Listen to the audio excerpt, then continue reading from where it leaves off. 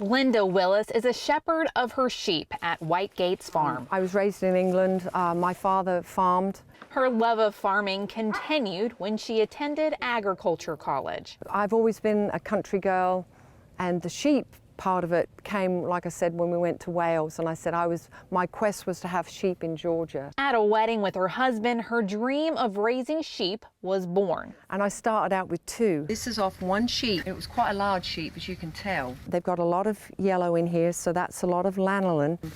And that's where it goes into all your creams that you use. She loves raising her sheep here in Georgia. And uses the wool from her friends for all kinds of things. So much you can do with wool. I can have it made into blankets. Nothing better than a wool jacket. Did you know that the wool is different depending on the sheep that grows it? This is from one sheep, and so they've got a lot of yellow in here, so that's a lot of lanolin. And then if we were to look at this other fleece, this is a smaller sheep. And they measure the wool fibers by microns. Isn't it amazing? You can see those fibers there, how it's holding together. And look, I can pull and pull, and it's not going to come apart. That's how strong this is. But isn't wool itchy? Not anymore. That's the old style of way they used to process it. Wool doesn't make you itch anymore. It just keeps you warm.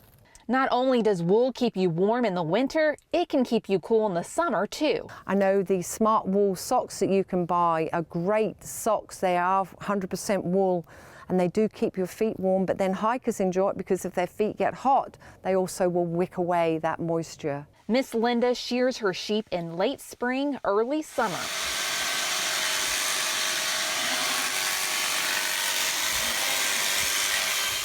See how thick this is? Can you imagine if you're a sheep having to have this on your back all through the hot summer in Georgia? So that's why we choose to shear our sheep. I asked Miss Linda if it hurts the sheep when they take the wool off. To be honest, it's just like us when we go and get our hair cut. It doesn't hurt us, does it? We come out with a new look, and that's exactly what the sheep do. Once sheared, the wool will be washed and turned into a blanket, a coat, or even mittens. So how much wool do you think you need to make a blanket? Maybe a twin-size blanket, at least probably you'd need 20 pounds of wash wool. To make a pair of mittens, I don't think you'd need very much at all. Hello, sweet girl. And no farm would be complete without a canine companion like Lily. It's an Akbash, and that's spelled A-K-B-A-S-H.